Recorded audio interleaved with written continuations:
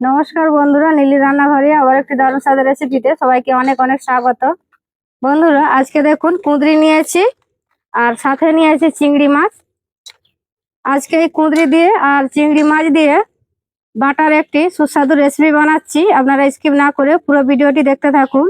আর হ্যাঁ বন্ধুরা, আপনারা যদি আমার চ্যানেলে নতুন হয়ে থাকেন অবশ্যই নিত্য নতুন রেসিপি দেখার জন্য চ্যানেলটিকে সাবস্ক্রাইব করে নেবেন। তো চলুন রান্নাটা শুরু করি। এই যে চিংড়ি মাছটা, প্রথমে আমি চিংড়ি মাছ বেছে নেব। আর বন্ধুরা, আমি তো আগেই বলেছি আপনাদের দাদা ভাই মাছের ব্যবসা করে। দেখুন রোজ রোজ চিংড়ি মাছ, এই যে কত বড় বড় চিংড়ি মাছ দেখুন, বেছে নিচ্ছে এগুলো।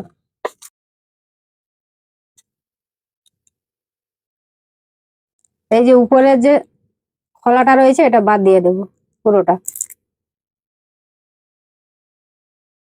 এই যে দেখুন,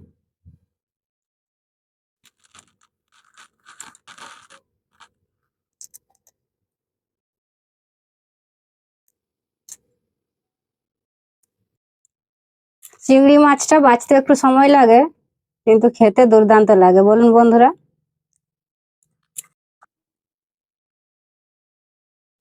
তো দেখুন বন্ধুরা, যতগুলো লাগবে বেছে নিয়েছি, আর খুব বেশি কিন্তু দিলে ভালো লাগবে না। আর এগুলো একটা অন্য রান্না করে নেব। এই যে রেখে দিচ্ছি এগুলো। আর এগুলো আমি ধুয়ে নিয়ে চলে আসবো। খুব ভালো করে বেছে নিয়েছি। চিংড়ি মাছটা দেখুন পরিষ্কার করে ধুয়ে নিয়ে চলে এসেছি। আর এই যে কুঁদরি নিয়েছি, এগুলোকে আমি পিস পিস করে কেটে নেব। এই যে দেখুন, এইরকম টাইপের পিস পিস কেটে নেব।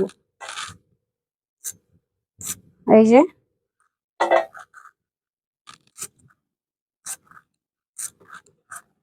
অনেকগুলো কুঁদরি কিন্তু একটু পেকে গেছে, পাকা থাকলে কোনো অসুবিধা হবে না।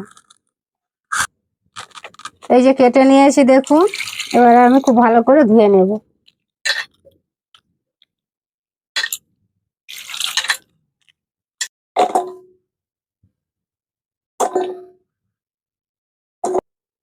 এরপর দেখুন, এখানে একটা আমি মিক্সি জার নিয়েছি, এর মধ্যে দিয়ে দিচ্ছি কুঁদরিগুলো।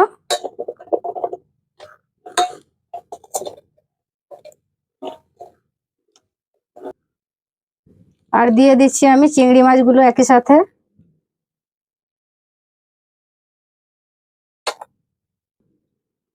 দিয়ে দিচ্ছি 2 টুকরো আদা।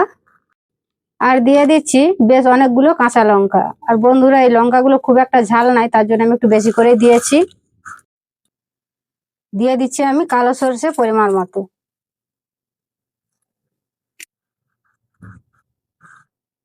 আমি এটা মিক্সিতে পেস্ট করে নিচ্ছি, আপনারা চাইলে শিলনোড়াতেও বেটে নিতে পারেন।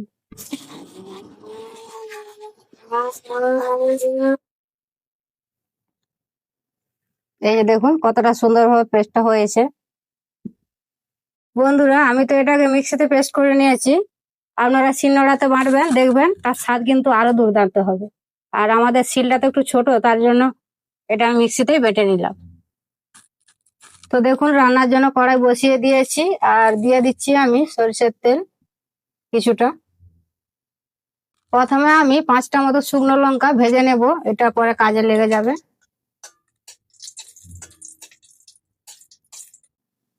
লঙ্কাটা ভেজে নিয়েছি, এটাকে এবারে তুলে নিচ্ছি।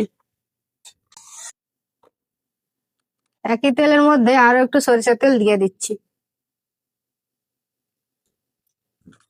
তেল খুব ভালো করে গরম করে নিয়েছি, দিয়ে দিচ্ছি আমি একটা শুকনো লঙ্কা। আর দিয়ে দিচ্ছি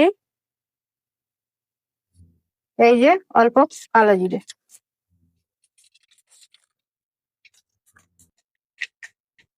ফোড়নে খুব সুন্দর একটা গন্ধ উঠেছে। তো এরপর আমি দিয়ে দিচ্ছি এই যে পেস্ট করে রাখা কুঁদরি আর চিংড়ি মাছের পেস্টটা দিয়ে দিচ্ছি।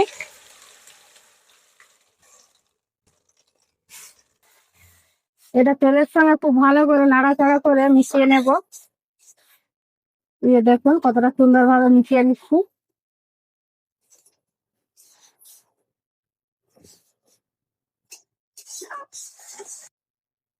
একই সাথে দিয়ে দিচ্ছি আমি অল্প হলুদ গুঁড়ো।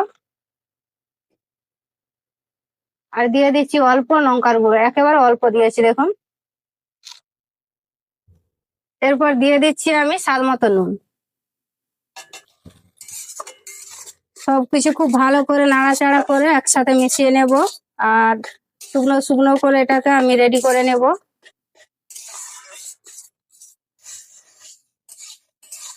খুব ভালো করে কিন্তু নাড়াচাড়া করে নিতে হবে যাতে নিচে না লেগে যায়। আর এই যে কুঁদরির মধ্যে যে রসটা রয়েছে এটাকে আমি শুকনো শুকনো করে মেরে নেব। তবে হালকা আঁচে এটা রান্না করে নিতে হবে, খুব বেশি কিন্তু জাল দিলে হবে না। তো দেখুন শুকনো শুকনো করে একেবারে রান্না করে নিয়েছি, আর নিচে কিন্তু একটু করে লেগে নেই। এই যে দেখুন কতটা সুন্দর ভাবে হয়েছে। এর মধ্যে আমি দিয়ে দিচ্ছি এরপরে এই যে আগে থেকে যে 5টা মতো শুকনো লঙ্কা ভেজে রেখেছিলাম, তার মধ্যে 3টা আমি এই যে মুড়িয়ে দিয়ে দিলাম। আরো একবার খুব ভালো করে নাড়াচাড়া করে মিশিয়ে নেব। বন্ধুরা রান্নাটা কিন্তু আমার হয়ে এসছে, এবার আমি নামিয়ে নেব। এই যে দেখুন নামিয়ে রেডি করে নিয়েছি, আর দিয়ে দিচ্ছি আমি আরো একটু সরষের তেল, কাঁচা সরষের তেল। এই তেলটা দিলে কিন্তু স্বাদটা আরো দুর্দান্ত হবে খেতে।